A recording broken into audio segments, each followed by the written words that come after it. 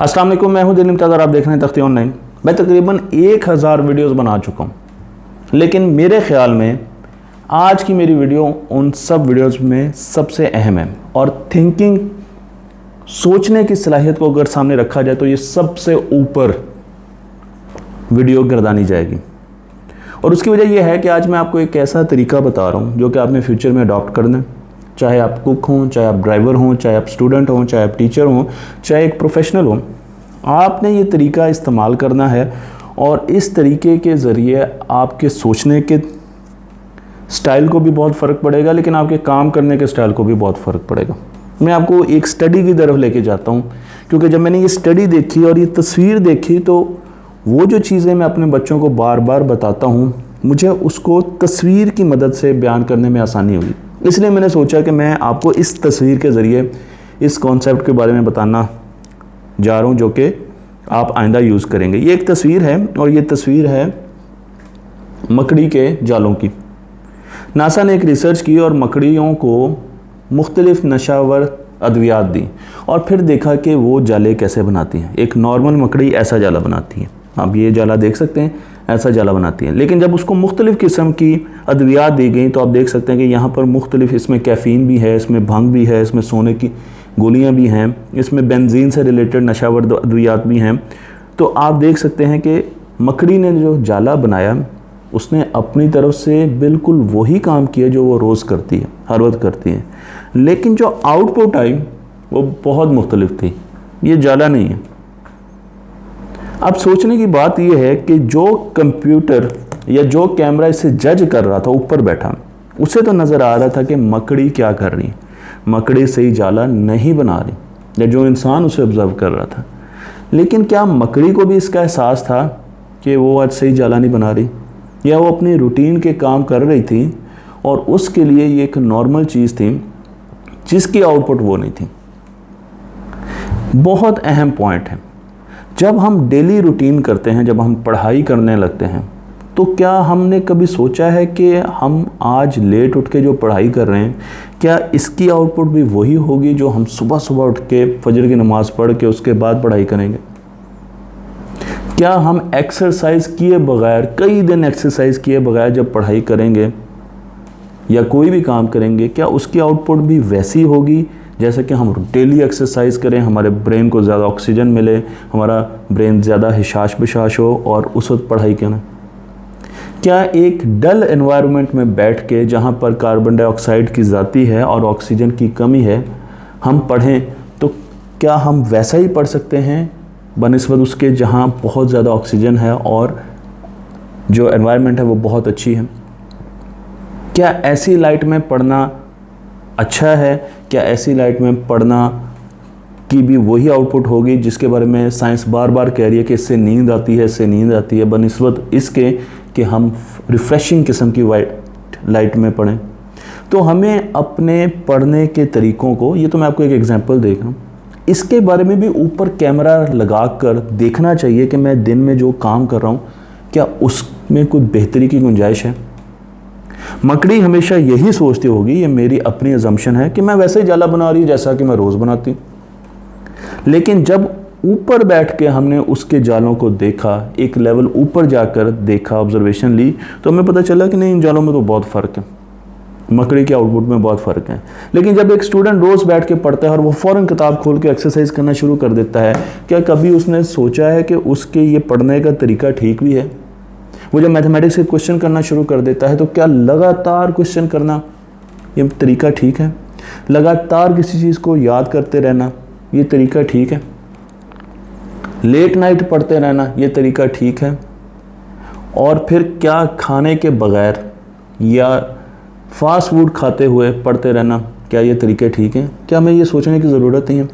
इस मकड़ी में और इस मकड़ी की आउटपुट में सिर्फ एक फ़र्क है और वो ये है लाइफस्टाइल का। यहाँ पर आपको लाइफस्टाइल नॉर्मल नज़र आ रहा था, लेकिन जब मकड़ी का लाइफस्टाइल हमने चेंज किया, क्योंकि हमने उसको ऐसी चीज़ दी जिसकी वजह से उसका लाइफस्टाइल और उसकी बहुत सी ऐसी चीज़ें जो वो रोज़ करती थी, सोने के और दूसरी आदत चेंज हुई, तो आपको आउटपुट डिफरेंट नज़र आना शुरू हो गई। हमें मेटा थिंकिंग की ज़रूरत है। हमें अपने रोज़मर्रा की चीज़ों को परखने की, उसकी क्रिटिकल थिंकिंग करने की ज़रूरत है और फिर उसको इम्प्रूव करने की ज़रूरत है। मैं आपको एक एग्जांपल देता हूँ। ये किताब है थिंकिंग फास्ट एंड स्लो, बहुत अच्छी किताब है, पढ़ने की ज़रूरत है सबको। मैं रोज़ 20 मिनट रात को बैठ के इस बुक को पढ़ता हूँ और हमेशा ऐसे ही करता आ रहा हूँ। मैं एग्जांपल दे रहा हूँ, क्या ये तरीका ठीक है किताब पढ़ने का? मैंने कभी ये सोचा? कभी मैंने ऊपर जाके अपने आप को नीचे बैठ के किताब पढ़ते हुए देखा और सोचा कि यार ये मैं सही तरीके से किताब पढ़ रहा हूँ, इस तरीके से मुझे ये किताब काफ़ी अर्से तक याद रहेगी, इसमें जो अहम पॉइंट्स हैं उनको मैं अडॉप्ट कर सकूँगा, यही बहुत जल्दी मुझे भूल जाएगी। ये इनएफेक्टिव वे तो नहीं है किताब पढ़ने का। मैंने अपनी बुक रीडिंग को कभी क्वेश्चन नहीं किया, मैंने अपनी बुक रीडिंग पर कभी थिंकिंग नहीं की। इसी तरीके से अगर मैं कुकिंग कर रहा हूँ, जो कि मुझे नहीं आती, लेकिन अगर मैं एक अंडा बना रहा हूँ तो क्या कभी आपने सोचा कि मैं हमेशा ऐसे ही क्यों अंडा बनाता हूँ? इसको मैं थोड़े टाइम में अच्छे तरीके से क्यों नहीं बना सकता? मैं अपना टाइम क्यों नहीं बचा सकता? मैं इनोवेशन क्यों नहीं कर सकता इस चीज़ में? इस चीज़ की हमें शदीद ज़रूरत है। इसे मेटा थिंकिंग कहते हैं। ये वर्ड आप याद रखें, thinking about thinking, Meta thinking. सोचने के तरीक़ों पर भी सोचा जाता है, सोचने के तरीक़ों पर भी सोचा जाता है, इसे एक्सट्रीम थिंकिंग कहा जाता है। तो आप जो जो काम कर रहे हैं, आप ऑफिस जा रहे हो, रोज़ वही रूटीन के काम कर रहे हैं, तो आज बैठ के सोचिए कि यार इसको करने का कोई आसान तरीका नहीं है, मैं थोड़े टाइम में ज़्यादा काम नहीं कर सकता। क्या चीज़ें हैं जो मुझे ज़्यादा आउटपुट देने से रोक रही हैं? क्या वो मेरा सोने का टाइम है, जो मैं रात को लेट सोता हूँ और सुबह देर से उठता हूँ? क्या वो मेरे खाने के तरीके हैं, मैं जंक फूड बहुत खाता हूँ? क्या मैं एक्सरसाइज नहीं करता इस वजह से? क्या मैं स्ट्रेस बहुत लेता हूँ इस वजह से? तो आप आइडेंटिफाई कीजिए कि आपकी लाइफस्टाइल में क्या इम्बैलेंस है, और जब आप अपनी लाइफस्टाइल को बैलेंस करना शुरू कर देंगे तो आप आहिस्ता आहिस्ता इस किस्म के वेब बनाना शुरू कर देंगे। लेकिन अगर आप अपनी लाइफस्टाइल को बैलेंस नहीं करेंगे तो आपको ये लगेगा, इसे इल्यूजन ऑफ कॉम्पिटेंसी कहते हैं, कि आपको ये लगेगा मैं ऐसा हर मर्तबा जब भी मैं पढ़ने के लिए बैठता हूँ तो मैं ऐसा वेब बनाता हूँ, बेहतरीन पढ़ता हूँ, इल्यूजन ऑफ कॉम्पिटेंसी। लेकिन आप पढ़ ऐसे रहें। आप जब ऑफिस का काम करने के लिए बैठे हैं तो आपको लगता है कि मैं ऐसा काम कर रहा हूँ, दिन रात ऐसे काम कर रहा हूँ, लेकिन आप ऐसा काम कर रहे हैं। इसी तरीके से कुकिंग की बात, और तो आप सोचिए ज़रूर, मेटा थिंकिंग कीजिए कि मैं किस किस्म के काम कर रहा हूँ और उसमें इनोवेशन के ज़रिए मैं क्या चेंजेस ला सकता हूँ। जब आप ये सोच लेंगे, प्रॉब्लम को आइडेंटिफाई कर लेंगे, ये पहला स्टेप है, तो अब सलूशन ढूंढना बहुत आसान है, क्योंकि यूट्यूब है, दुनिया में बहुत सी ऐसी चीज़ें हैं। आप अगर ये सोचते हैं कि यार मेरा 3 घंटे तो मेल्स चेक करने में ऑफिस में गुजर जाता है, मैं कैसे कोई तरीका ढूंढूं कि मैं मेल्स को जल्दी चेक कर लूँ, दुनिया में बेशुमार किस्म के ऐसे कोर्सेज और टिप्स हैं जो आपको बता सकते हैं कि आप मेल्स को, ईमेल्स को कैसे कम से कम वक्त में चेक कर सकते हैं।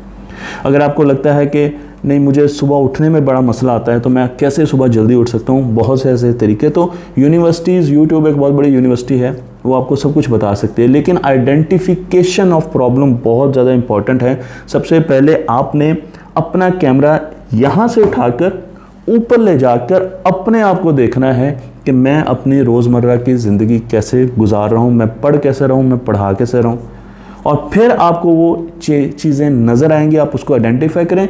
उनको ठीक करना बहुत आसान है, वो आप ठीक कर लेंगे, लेकिन आइडेंटिफिकेशन सबसे बड़ा काम है। तो अगर आप 6 घंटे पढ़ते हैं और आप इफ़ेक्टिवली सिर्फ आधा घंटा पढ़ रहे हैं, तो अब ये आपका कसूर है, क्योंकि आपको ये बता दिया गया है कि आपने अपने काम करने के तरीक़ों को सोचना है, उन पर क्रिटिकल थिंकिंग करनी है, मेटा थिंकिंग करनी है, और उसके बाद उनको इम्प्रूव करना है। तो मुझे उम्मीद है कि मैं इस कॉन्सेप्ट को समझा पाऊँगा।